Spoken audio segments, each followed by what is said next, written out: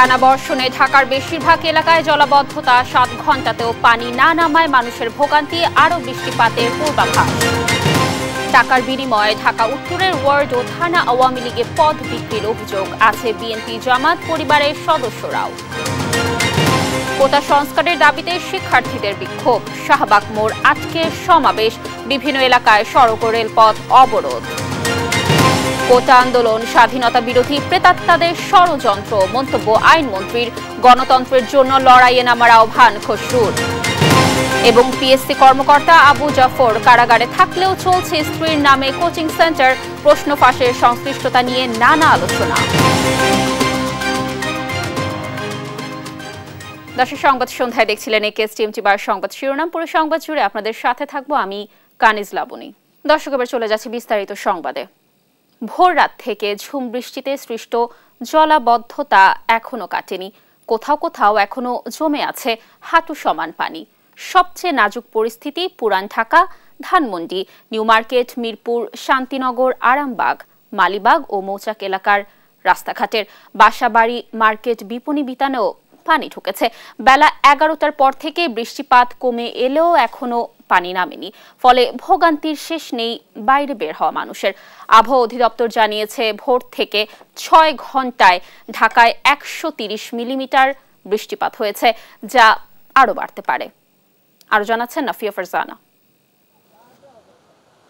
আষাঢ়ের শেষ, তারপরও ভোর রাত থেকে ঝুম বৃষ্টির কবলে রাজধানী ঢাকা। কয়েক ঘন্টার টানা বর্ষণে তলিয়ে গেছে রাজধানীর পশ্চিম শেওড়াপাড়ার বর্ডার বাজার, দক্ষিণ মণিপুরের মোল্লাপাড়া সহ মিরপুরের বেশিরভাগ এলাকা। কোমর সমান পানিতে প্লাবিত শান্তিনগর, মালিবাগ, রেলগেট, মৌচাক ও মগবাজার। সরকারি ছুটির দিনেও যারা ঘর থেকে বের হয়েছেন পড়তে হয়েছে বিপাকে। আমি মতিঝিল থেকে এই পর্যন্ত হাইটে আসছি, ওদিকে পানি প্রায় কোমর পানি। সকাল থেকে বৃষ্টির কারণে ভাই সারা রাস্তা জ্যাম পাইছি, যাত্রী পাই নাই, গাড়ির ইঞ্জিনে পানি উঠে গেছে। আমরাও ভুগতেছি, জনগণও ভুগতেছে, প্রচুর পানি, যা বলার বাইরে। যাত্রী কম, রাস্তাঘাটে অনেক পানি কান্দি। নগরীর আজিমপুর, পলাশী, পল্টন মোড়, পুরান ঢাকা, কাউরান বাজার, শাহজাহানপুর, পশ্চিম তেজতুরি বাজার, তেজকুনিপাড়া, ধানমন্ডি সহ রাজধানীর অনেক রাস্তাতেই কোথাও হাঁটু পানি, কোথাও কোমর সমান পানি। পথচারীদের দুর্ভোগের শেষ নেই। অনেক যানবাহন রাস্তায় আটকে রয়েছে, আপনার নষ্ট হয়ে গেছে, ইঞ্জিন নষ্ট হয়ে গেছে, বাস, ট্রাক, প্রাইভেট কার, অনেক রিক্সা, সব গাড়ি নষ্ট হয়েছে। মোটামুটি দোকানের অবস্থা খুব কাহিল দেখা যাইতেছে। পানি কারণে ভাই দোকানই করতে পারতেছি না, খুলতে পারতেছি না, তাই বন্ধ। বিভিন্ন কাজ কাম এটা ওটা বাইরানোর জন্য মানুষের যাদের বাইর হইতে হয় তাদের তো ভোগান্তিটা অবশ্যই ভোগ করা লাগে। আবহাওয়া অধিদপ্তর জানিয়েছে শুক্রবার ভোর থেকে 6 ঘন্টায় ঢাকায় 130 মিলিমিটার বৃষ্টিপাত হয়েছে, আর 24 ঘন্টায় সারা দেশে বৃষ্টিপাত রেকর্ড হয়েছে 309 মিলিমিটার। শনিবার থেকে কমতে পারে বৃষ্টিপাত। এই যে বৃষ্টিপাতের প্রবণতা, এটা হচ্ছে যে আগামীকাল সকাল পর্যন্ত, মানে আজকে সারাদিনে ধারাটা অব্যাহত থাকবে, অথবা অঞ্চলভিত্তিক বৃষ্টিপাতের পরিমাণটা কম বেশি হতে পারে।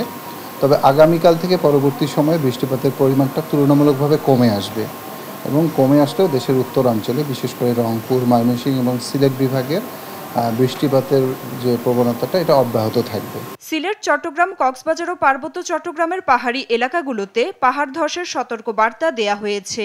পাহাড়ের নিচে ও আশপাশে বসবাসকারীদের নিরাপদ স্থানে আশ্রয় নেওয়ার জন্য বলা হয়েছে।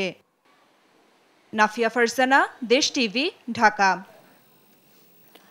দর্শক, যেমনটি বলছিলাম, আজ সকাল থেকে টানা বৃষ্টিতে তলিয়ে আছে রাজধানীর বিভিন্ন এলাকা।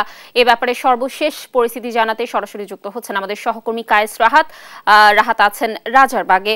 রাহাত, রাজারবাগের পথঘাটের অবস্থা এখন কেমন দেখছেন? পানি তো উঠেছিল, সকাল থেকে নেমেছে কিনা পানি, আর সার্বিক পরিস্থিতি জানাবেন আমাদের।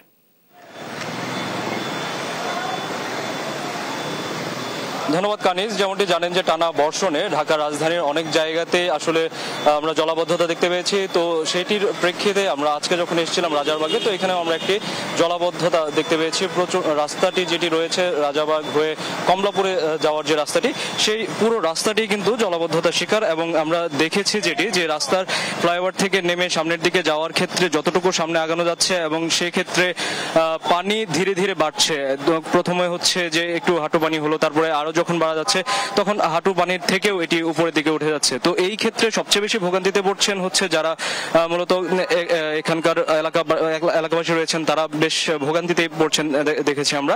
অন্যদিকে দেখেছি যে এই পানির কারণে যে ছোট গালিগুলো রয়েছিল সেগুলো কিন্তু বন্ধ হয়ে গিয়েছে অনেক সময় এবং সেগুলো স্টার্ট নিতে পারছিল না, তারা এখানে থেমে যাচ্ছিল। এবং এটি একটি ব্যস্ততম সড়ক হওয়া সত্ত্বেও আজকে এখানে আমরা গাড়ির চাপ বা অন্যান্য যে যানবাহনের চাপগুলো সাধারণত থাকে সেটিকে আমরা তুলনামূলক কম দেখতে পেয়েছি। এটির কারণ হিসেবে বলা যায় যে আজকে যেহেতু শুক্রবার ছিল, তো অফিস ফেরতা মানুষের যে ঢল সেটি এখানে দেখা যায়নি, যার কারণে তুলনামূলকভাবে যানজটটা হয়তো সৃষ্টি হয়নি, কিন্তু জলাবদ্ধতার যে ব্যাপারটি রয়েছে সেই দুর্ভোগটি কিন্তু পুরো মাত্রায় রয়েছে। এবং অন্যদিকে আমরা দেখেছি যে এই এলাকার পাশাপাশি এই এলাকার সাথে সংশ্লিষ্ট যে গলিগুলো রয়েছে সেই গলিগুলোতেও কিন্তু পানি রয়েছে। অনেকে দেখা যাচ্ছে এলাকাবাসীরা এখানে অনেকটা ঠাট্টা করে বলছিলেন যে এই যখন এখান দিয়ে একটি গাড়ি যাচ্ছে তখন কক্সবাজারের ঢেউ ঢাকায় চলে আসছে। অন্যদিকে আমরা দেখতে পেয়েছি যে খেটে খাওয়া মানুষ যারা রয়েছেন, বিশেষ করে রিক্সা চালক বা এই ধরনের মানুষ যারা, তারা অনেকেই কাজে বের হতে পারছেন না বা অনেক সময় রিক্সা ভাড়াটা বেশি চাওয়ার কারণে তারা যাত্রী পাচ্ছে না। এবং যাত্রী সাধারণ যারা রয়েছেন তারা এই জলাবদ্ধতার কারণে এক জায়গা থেকে অন্য জায়গায় যেতে রিক্সা ব্যবহার করতে চাইছেন এবং এখানেও রিক্সাওয়ালারা অনেক বেশি ভাড়া দাবি করছেন এই জলাবদ্ধতার কারণে। এর পাশাপাশি অন্য একটি যে বিষয় এখানে লক্ষণীয় হয়েছে সেটি হচ্ছে যে অনেকগুলো ম্যানহোল অরক্ষিত অবস্থায় ছিল রাস্তার পাশে। অনেকেই জানেন না যে ম্যানহোলগুলো কোথায়, এবং এই পানির কারণে কিন্তু দেখাও যাচ্ছে না যে ম্যানহোলগুলো কোথায় খোলা রয়েছে কোথায় বন্ধ রয়েছে। তো আমরা দেখেছি যে ম্যানহোলে একটি রিক্সার চাকা পড়ে গিয়ে রিক্সাটি উল্টে গিয়েছিল এবং যে কোনো সময় এখানে একটি বড় ধরনের দুর্ঘটনাও কিন্তু ঘটতে পারে।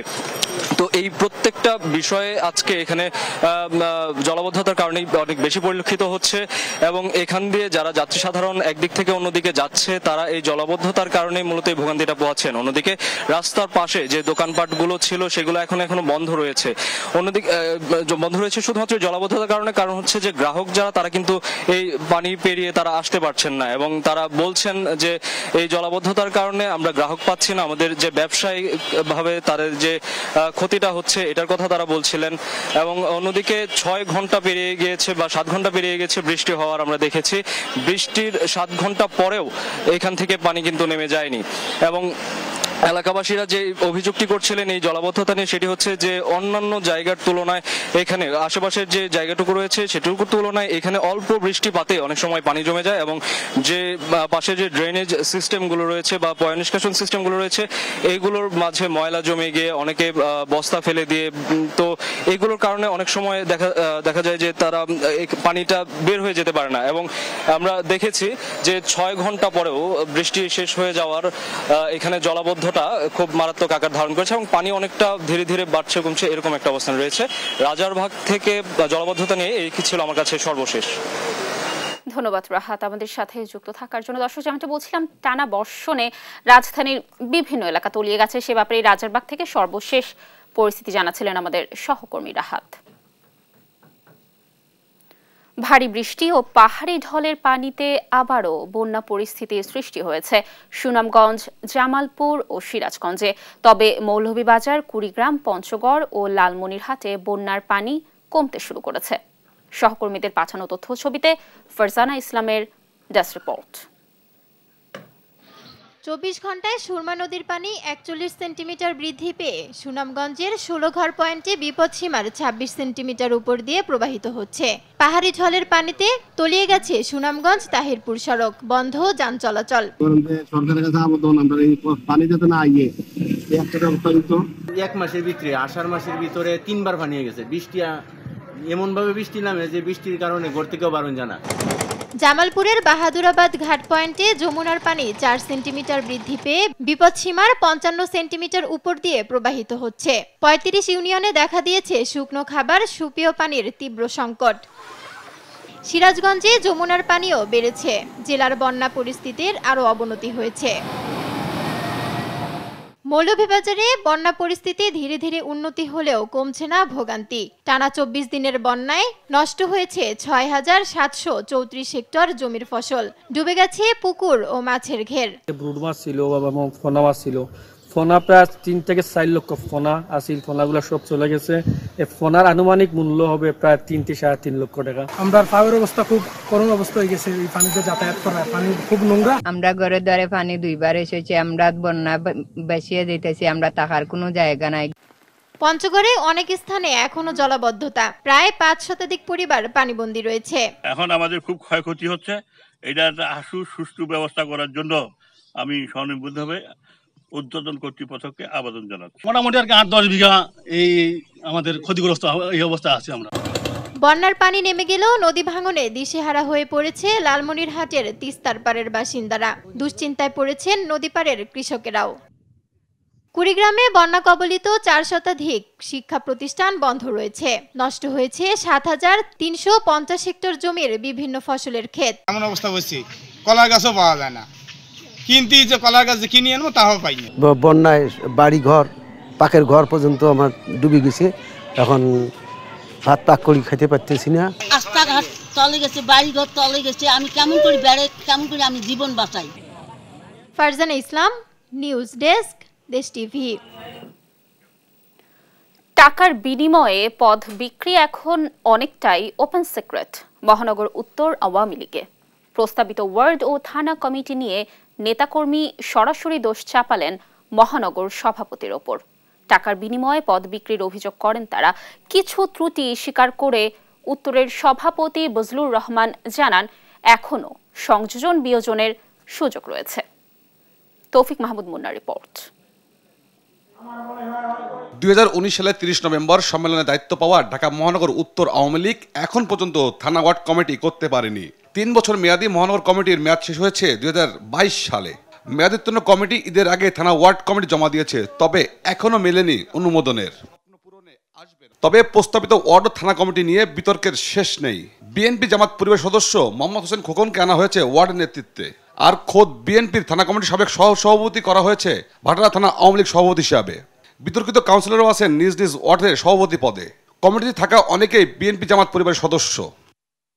21 আগস্ট গ্রেনেড হামলার আসামির আত্মীয়, যিনি জমি দখল সহ মামলার আসামি, তাকে দেওয়া হচ্ছে 49 নম্বর ওয়ার্ডের শীর্ষ পদ। বিএনপি রাজনীতি করেও পদ পেতে যাচ্ছে 48 নম্বর ওয়ার্ড কমিটিতে। খোদ মহানগর সভাপতি ভাতিজাও পাচ্ছেন শীর্ষ পদ। ডিএমপি তালিকাভুক্ত কিশোর গ্যাংয়ের পৃষ্ঠপোষক নাজিব আমজাদকে আদালত থানার সাধারণ সম্পাদক পদে প্রস্তাব করা হয়েছে। নজিরবিহীন কমিটি বাণিজ্য নিয়ে ক্ষুব্ধ তৃণমূলের নেতারা। সরাসরি হস্তক্ষেপ চাইলেন দলীয় প্রধান ও প্রধানমন্ত্রী শেখ হাসিনার। বজলুর মতন মানুষ 21 গ্রেনেড হামলার আহত, এই লোক টাকার পিছনে ঘুরবে। রানা আজিজুল হক রানা এবং সাত্তার, গ্রিল মিস্ত্রি সাত্তার, শ্যামলী আইডিয়ালের মালিক, এই যে দুইটা মানুষের কাছে আমাদের সভাপতি শেখ বজলুর রহমান জিম্মি হয়ে গেল। টাকা কিভাবে খাইতে হয়, টাকা কিভাবে নিতে হয়, এই বিষয়গুলা তারা মুখস্থ করে ফেলল। বজলু ভাই কমিটি বাণিজ্য করতে আছে, এটা আগের থেকে আমরাও জানি, সবাই জানে, দেশের প্রতি সবাই জানে, শেখ হাসিনাও জানে, নেত্রী জানে কমিটি বাণিজ্য হইতে আছে। এখন আমরা কি করবো? এখন তো দেখতেছি আওয়ামী লীগ করাই আমাদের জন্য কষ্টকর। খিলখিয়া থানা, উত্তরা, পূর্ব, পশ্চিম সব থানাতেই আমরা দেখতে পাচ্ছি যে আসলে কমিটি বাণিজ্য হচ্ছে। নগরের সিনিয়র নেতৃবৃন্দ আছে, ওনারা যদি টাকা খেয়ে ভাটারা থানা ইসরাফিল সাহেবকে সভাপতি করে ফেলে, তাহলে তো আমরা এটা মেনে নেব না। কমিটি গঠনে কিছুটা দোষ ত্রুটি স্বীকার করলেন মহানগর সভাপতি। জানান, কেন্দ্র চাইলে এতে পরিবর্তন পরিমার্জন করতে পারে। হয়তো আমরা করতে যে ভুল ত্রুটি যে আমাদের হয় না তা না, আমরা আমাদের পার্টি সেক্রেটারিকেও বলছি, সেক্রেটারি ওপেন মিটিংয়েই বলছেন যে এই কমিটি ঘোষণা হওয়ার পরে আপনারা চিৎকার চেঁচামেচি করার দরকার নাই, আপনারা লিখিতভাবে যার যার মনের কথা আছে বা কোনো এভিডেন্স সহ আপনারা আমার কাছে জমা দেবেন, আমার দপ্তরে জমা দেবেন। আমরাও বলছি যে তারা সংযোজন বিয়োজন করার ক্ষমতা রাখেন। নবীন প্রবীণ ত্যাগীদের নিয়ে ওয়ার্ড থানা কমিটি করার দাবিও করেন উত্তরের সভাপতি। তৌফিক মাহমুদ মুন্না, দেশ টিভি, ঢাকা। আগামীকাল নতুন কর্মসূচি ঘোষণা করবে কোটা সংস্কার আন্দোলনকারীরা। শনিবার সন্ধ্যা 6টায় ব্রিফ করে পরবর্তী কর্মসূচি ঘোষণা করবে তারা। এর আগে কোটা সংস্কার ও আন্দোলনকারীদের ওপর হামলার প্রতিবাদে রাজধানীর শাহবাগ মোড়ে অবস্থান নিয়ে বিক্ষোভ করে শিক্ষার্থীরা। এতে শাহবাগ এলাকায় যান চলাচল বন্ধ হয়ে যায়। জান্নাতুল মোহনাকে সঙ্গে নিয়ে বিস্তারিত জানাচ্ছেন আমাদের সহকর্মী জুবাইর রাজিন। পূর্ব ঘোষিত বিক্ষোভ সমাবেশে অংশ নিতে শুক্রবার দুপুর থেকেই মিছিল নিয়ে ঢাকা বিশ্ববিদ্যালয়ের গ্রন্থাগারের সামনে জড়ো হন সাধারণ শিক্ষার্থীরা। বিকেল 5টার দিকে বৈষম্য বিরোধী ছাত্র আন্দোলনের ব্যানারে মিছিল শুরু হয়। সরকার আসলে পুরো বিষয়টা আদালতের মাধ্যমে কন্ট্রোল করার চেষ্টা করছে, কিন্তু আমরা ছাত্ররা বারবার কিন্তু নির্বাহী বিভাগের কাছে আমাদের দাবি জানিয়ে যাচ্ছি। আজকে আমাদের কুমিল্লা বিশ্ববিদ্যালয় ভাইদের আক্রমণ করা হয়েছে, আর চট্টগ্রাম বিশ্ববিদ্যালয় আক্রমণ করা হয়েছে এবং পরিকল্পিতভাবে জাহাঙ্গীরনগর বিশ্ববিদ্যালয়, ঢাকা বিশ্ববিদ্যালয়ের আক্রমণের জন্য তারা প্রস্তুত হয়ে রয়েছে। তাদের বিরুদ্ধে আমাদের অবস্থান, আমরা সকলকে একসাথে নিয়ে মাঠে নামবো এবং আমরা বাংলা ব্লকের ততদিন বন্ধ করব। মিছিল নিয়ে ক্যাম্পাসের বিভিন্ন সড়ক ঘুরে শাহবাগ মোড়ে অবস্থান নেয় আন্দোলনকারীরা। সড়ক অবরোধ করে নানা স্লোগান দেন তারা। আইন শৃঙ্খলা বাহিনী যে আমাদের ভাইদের উপর হামলা করলো, এই হামলার প্রতিবাদে আজকে আমরা এখানে বিক্ষোভ সমাবেশ পালন করছি। যেই প্রশাসকরা আমাদের ছাত্রছাত্রীদের উপরে হামলা করেছে তাদের জবাব দিতে হবে, এই হামলার কারণ বলতে হবে এবং এই হামলার দায় প্রশাসককে নিতে হবে। এতে আশপাশের সড়কে যান চলাচল বন্ধ হয়ে যায়। শাহবাগ মেট্রো রেল স্টেশনের নিচে ব্যারিকেড দিয়ে অবস্থান করছিল পুলিশ, তবে আন্দোলনকারীদের বাধা দেয়নি আইন শৃঙ্খলা বাহিনী। এদিকে রাজধানীর সায়েন্স ল্যাবেও বিক্ষোভ মিছিল করে আন্দোলনকারীরা। বিকেলে সায়েন্স ল্যাব বাস স্ট্যান্ড থেকে এই বিক্ষোভ মিছিল বের হয়। জুবায়ের রাজিন, দেশ টিভি, ঢাকা। দর্শক সংবাদ সন্ধ্যায় আরো থাকছে। একদিনে নাম নিয়ে 2 গুরুতর ভুল, বাইডেনকে নিয়ে সমালোচনার ঝড়, তবুও নির্বাচনে নিজেকে যোগ্য প্রার্থী দাবি।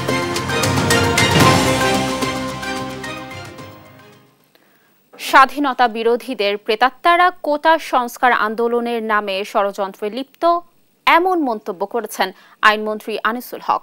শুক্রবার সকালে ব্রাহ্মণবাড়িয়া আখাউড়া রেল স্টেশনে সাংবাদিকদের প্রশ্নের জবাবে এ মন্তব্য করেন তিনি বলেন, যারা বাংলাদেশের স্বাধীনতা বিরোধী ও বঙ্গবন্ধুকে সপরিবারে হত্যা করেছিল, কোটা আন্দোলনে সেই প্রেতাত্মাদের ষড়যন্ত্র অস্বীকার করতে পারব না।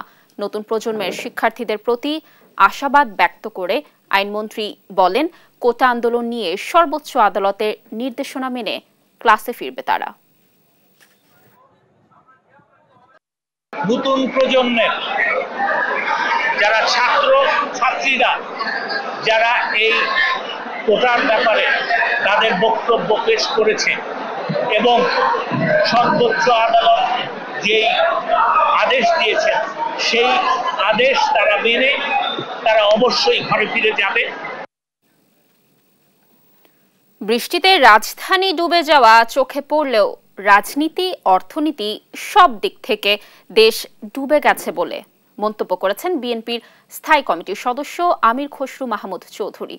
শুধু কোটা সংস্কার নয়, ভোটের অধিকার, গণতন্ত্র ফিরিয়ে আনতেও শিক্ষার্থীদের প্রতি আহ্বান জানান তিনি। সাইফুর রিপনের রিপোর্ট।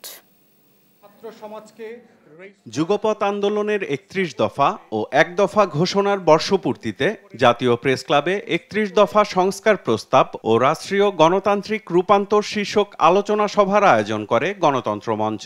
আমাদের জীবনের প্রতিটা ক্ষেত্রে এমন একটা দুর্বিষহ করেছেন এ গড মাদার, আমরা কত আর সহ্য করব। ভারত চীনের প্রতি ইঙ্গিত করে বক্তারা বলেন, 2 খরগোশের পেছনে দৌড়াতে গিয়ে সবই যাওয়ার অবস্থা বর্তমান সরকারের। কোটা সংস্কারের মতো ন্যায্য আন্দোলনকেও সরকার আদালতের মুখোমুখি করেছে বলে অভিযোগ করেন তারা। এই সরকার ষড়যন্ত্রমূলকভাবে এই বাংলাদেশের ছাত্র সমাজকে তাদের একটা ন্যায্য আন্দোলন, কোটা আন্দোলন, যেটা 18 সালে ফয়সালা হয়ে গেছিল, তাকে নানাভাবে আদালতের মুখোমুখি দাঁড় করিয়ে দেওয়ার চেষ্টা করছে। ভারত থেকে যেমন কিছু আনতে পারেন নাই, তারা চীন থেকেও তাদের প্রত্যাশা মতন কোনো কিছুই বাস্তবে তারা আনতে পারেন নাই। প্রধানমন্ত্রী তিনি 2 খরগোশের পিছনে দৌড়াতে যেয়ে তার আমছালা দুটোই এখন কিন্তু যাবার জোগাড় হয়েছে। নাগরিক ঐক্যের সভাপতি মাহমুদুর রহমান মান্না বলেন, চলমান লড়াইয়ে বিজয়ী হতে হলে সবাইকে একসাথে দাঁড়াতে হবে। আরও যুক্ত হন অথবা আরও অন্যভাবে যুক্ত করেন, এক মঞ্চে যদি নাও পারেন, আমি তার পক্ষে কোনো কথা বলবার জন্য দাঁড়িয়ে, কিন্তু এরকম করে হতে হবে যাতে সবাই একদিন এক জায়গায় দাঁড়িয়ে বলতে পারে, তুই নয় আমরা, আগামী দিন আমরা এই রাষ্ট্র করতে চাই। বিএনপির স্থায়ী কমিটির সদস্য আমির খসরু মাহমুদ চৌধুরী বলেন, শাসক গোষ্ঠী যে ব্যবস্থায় সরকার চালাচ্ছে তাতে মেধাবী বাংলাদেশ গড়ে ওঠার সুযোগ নেই। আর্থিকভাবে, রাজনৈতিকভাবে তো এমনি ডুবে গেছে, এখন খালি আপনি পানির ডুবাটা চোখে দেখতে পাচ্ছেন, আর সব দিক থেকে বাংলাদেশ ডুবে গেছে। তারা যেভাবে সরকার চালাচ্ছে, যেভাবে ব্যবস্থা চালাচ্ছে, কোটা ব্যবস্থা সহ, তাহলে আগামী দিনের মেধাবী বাংলাদেশের কোনো সুযোগ নেই, বাংলাদেশকে সামনের দিকে দিয়ে যাওয়ার কোনো সুযোগ থাকবে না। আমি ছাত্রদের একটি অনুরোধ করব, তারা যেভাবে কোটার জন্য লড়াই করছে, তাদের ভোটের জন্য তাদেরকে লড়াই করতে হবে, গণতন্ত্রের জন্য তাদেরকে লড়াই করতে হবে। বর্তমান সরকারের পতনের মধ্য দিয়ে জনগণ কিভাবে অধিকার ফিরে পাবে তার ব্যবস্থাপনা যুগপথের 31 দফায় রয়েছে বলেও দাবি করেন আমির খসরু মাহমুদ চৌধুরী। এই 31 দফার মধ্যে সেটা দেওয়া হয়েছে। সাইফুল রিপন, দেশ টিভি, ঢাকা। শুক্রবারও সারা দেশের বিভিন্ন সড়ক ও রেলপথ অবরোধ করে কোটা সংস্কার আন্দোলনকারীরা। সড়কে মহাসড়কে বিক্ষোভ মিছিলে ঢল নামে শিক্ষার্থীদের। বিকেলে রাজশাহীতে রেললাইন অবরোধ করে কোটা বিরোধীরা। সহকর্মীদের তথ্য ছবিতে শুভশ্রী রায়ের ডেস্ক রিপোর্ট। পূর্ব ঘোষিত কর্মসূচি অনুযায়ী শুক্রবারও সড়ক মহাসড়কে জড় হতে থাকেন শিক্ষার্থীরা। স্লোগানে স্লোগানে দাবি কোটা বাতিলের।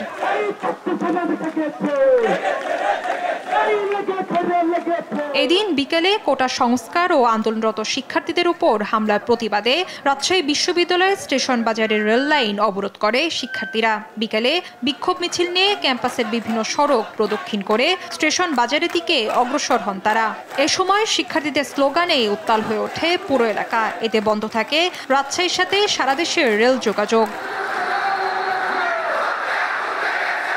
চট্টগ্রাম নগরী ২ নং গেট সড়ক এলাকায় ঢল নামে কোটা আন্দোলনকারীদের। বিক্ষোভ মিছিলটি নগরীর ১৬ শহর রেল স্টেশন থেকে শুরু হয়ে বিভিন্ন সড়ক প্রদক্ষিণ করে। বিভিন্ন স্লোগান দিয়ে শিক্ষার্থীদের উপর হামলা ও কোটা সংস্কারের দাবি তুলে ধরেন তারা। এ সময় সড়কে সৃষ্টি হয় তীব্র যানজট।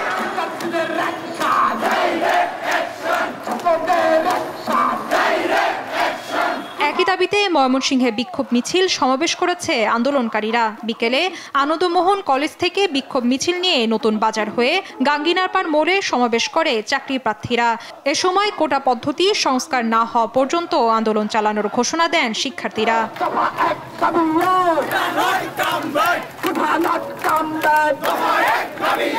শিক্ষার্থীদের উপর হামলার প্রতিবাদে নোয়াখালীতে বিক্ষোভ মিছিল ও সমাবেশ অনুষ্ঠিত হয়েছে। শুক্রবার বিকেল ৪টায় জেলা প্রশাসক কার্যালয়ের সামনে থেকে মিছিল বের করে সড়কের প্রধান সড়ক প্রদক্ষিণ করে শিক্ষার্থীরা। সে সাথে কুমিল্লা বিশ্ববিদ্যালয় ক্যাম্পাস ও কুমিল্লা ভিক্টোরিয়া সরকারি কলেজে বিক্ষোভ মিছিল ও সমাবেশ করে আন্দোলনরত শিক্ষার্থীরা। শুভশ্রী রায়, নিউজ ডেস্ক, দেশ টিভি। বিসিএস সহ অন্যান্য চাকরি পরীক্ষায় প্রশ্নপত্র ফাঁসে সংশ্লিষ্টতার অভিযোগে গ্রেফতার হয়েছেন পিএসসির উপপরিচালক আবু জাফর। তিনি কারাগারে থাকলেও তার স্ত্রীর নামে গড়ে তোলা প্রতিষ্ঠান জ্যোতি কমার্শিয়াল সেন্টার চলছে বহাল তবিয়তেই। পিএসসির কর্মকর্তা কিভাবে চাকরি প্রস্তুতির কোচিং সেন্টার চালান, সরজমিনের তদন্তে দেশ টিভি টিম। রমরমা কোচিং ব্যবসায় প্রশ্ন উঠেছে, এই সেন্টারের মাধ্যমেই কি প্রশ্ন ফাঁসের চক্র চালান জাফর? মাহমুদ হাসানের 2 পর্বের ধারাবাহিকের আজ দেখুন প্রথম পর্ব। ক্যামেরায় ছিলেন উজ্জ্বল হোসেন। আবু জাফর কর্মরত আছেন বিপিএসসির উপপরিচালক হিসেবে। সম্প্রতি বিসিএস সহ অন্যান্য চাকরি পরীক্ষার প্রশ্ন জালিয়াতিতে সংশ্লিষ্টতার অভিযোগে গ্রেপ্তার হন তিনি। এখন রয়েছেন কারাগারে। পাবলিক সার্ভিস কমিশনের এ কর্মকর্তা কারাগারে থাকলেও তার স্ত্রীর নামে গড়ে তোলা প্রতিষ্ঠান জ্যোতি কমার্শিয়াল সেন্টার চলছে বহাল তবিয়তেই। নাম কমার্শিয়াল সেন্টার হলেও আদতে এটি একটি কোচিং সেন্টার, যেখানে সরকারি চাকরির প্রস্তুতির কোর্স করানো হয়। সরকারি নিয়োগে দেশের একমাত্র স্বায়ত্তশাসিত প্রতিষ্ঠানের কর্মকর্তা কিভাবে চাকরি প্রস্তুতির কোচিং সেন্টার চালান, তার সরজমিন তদন্তে দেশ টিভির ক্যামেরা জ্যোতি কমার্শিয়াল সেন্টারে। জানা গেল 1995 সাল থেকে স্ত্রী শিরিন আক্তার জ্যোতির নামে এই সেন্টারটি চালাচ্ছেন পিএসসির উপপরিচালক আবু জাফর। আবু জাফর হলো ওনার এই শিরিন আক্তারের স্বামী, উনি শিরিন আক্তার, আমরা এখানে কাজ করি। উনিও এরকম খণ্ডকালীনই আসে আর কি, তো একেবারে ফুললি এখানে ওনার তো অফিস আছে, ওনার অফিস করে মাঝে মধ্যে আসেন এইভাবে আর কি। আমি যতটুকু জানি উনি একজন উপপরিচালক। তা তো অবশ্যই ডিডি। 70,000 টাকায় ভাড়া নেয়া অফিসে শিক্ষার্থী প্রায় 200। কর্মকর্তারা জানালেন সাপ্তাহিক ছুটির দিনে ক্লাস নেন সেন্টারটির পরিচালক আবু জাফর ও তার স্ত্রী জ্যোতি। আবু জাফর উনি এখানে আসেন কখন? উনি খুব কম আসেন, চাকরি করে। আবু জাফর সাহেব আসেন পিএসসির প্রশ্ন ফাঁসে জড়িত থাকার অভিযোগে গ্রেপ্তার কর্মকর্তার রমরমা এই কোচিং ব্যবসা নিয়ে উঠেছে প্রশ্ন। তাহলে কি এই কোচিং সেন্টারের মাধ্যমে প্রশ্ন ফাঁসের চক্রটি চালাতেন তিনি? শিক্ষক আছে, সবাই সরকারি জব করে, এরা এসে 1 ঘন্টা 2 ঘন্টা ক্লাস নিয়ে চলে যায়। তাও এখানে স্টুডেন্ট ছিল, তারা এখন চাকরি পেয়েছে, এরা এখানে এসে ক্লাস নেয়। হ্যাঁ, এখানে পড়াশোনা করলে চাকরি পাওয়া নিশ্চিত। আচ্ছা, উনি তো আর তৃতীয় বা চতুর্থ শ্রেণীর কর্মকর্তা না, উনি এখানে আসেন ক্লাস নিতে। পরীক্ষার কোশ্চিন কি ওনার পক্ষ থেকেই আসে? না, এই শিক্ষকরাই করে নাকি। পিএসসির কর্মকর্তা আবু জাফরের এই কোচিং সেন্টারের তত্ত্বাবধায়কের সঙ্গে কথার ফাঁকে বেরিয়ে আসে প্রশিক্ষকদের তালিকা, যা দেখে চোখ চড়ক গাছ এই প্রতিবেদকের। চমকপ্রদ সেই তথ্য থাকছে পরের পর্বে। মাহমুদ হাসান, দেশ টিভি, ঢাকা। দর্শক, সংবাদ সন্ধ্যায় আরো থাকছে।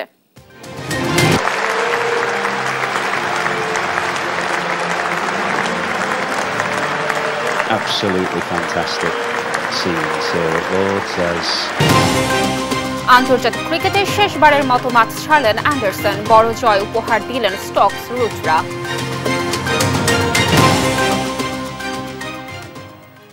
বৃষ্টির দিনে ক্রেতা শূন্য কারওয়ান বাজার। বৃষ্টির পানিতে জলাবদ্ধতা সৃষ্টি হয়েছে সবজির বাজারে। এ নিয়ে ভোগান্তিতে পড়েন বিক্রেতারা। বেড়েছে সবজির দামও। কাঁচা মরিচ কিনতে কেজিতে গুনতে হচ্ছে 240 টাকা, আর চালের দাম কেজিতে বেড়েছে 2 থেকে 4 টাকা। ইফতেখার রেজার রিপোর্ট। বাজারে দীর্ঘদিন যাবৎ নিত্যপণ্যের উচ্চ মূল্যের কারণে নাকাল সাধারণ মানুষ। বিভিন্ন এলাকায় বৃষ্টি ও বন্যা পরিস্থিতির কারণে আরও ঊর্ধ্বমুখী।